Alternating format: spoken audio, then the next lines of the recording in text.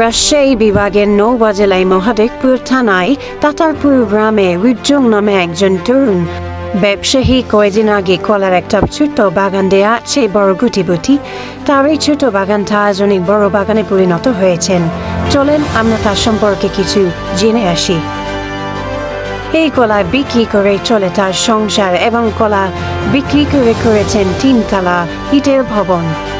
তার এই চমৎকার ব্যবসাটি দেখে এলাকার সবাই অবাক এবং সে বাগানটি দেখতে দিনে লাখ লাখ মানুষ দেখতে আসে।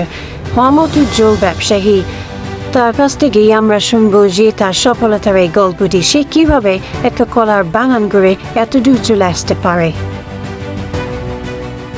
আসসালামু আলাইকুম। আমি কলার ব্যবসা 30,000 টাকা পুঁজি দিয়ে শুরু করছি। আল্লাহর রহমতে এখন আমি লক্ষ লক্ষ টাকা এই কলার থেকে উপার্জন করি।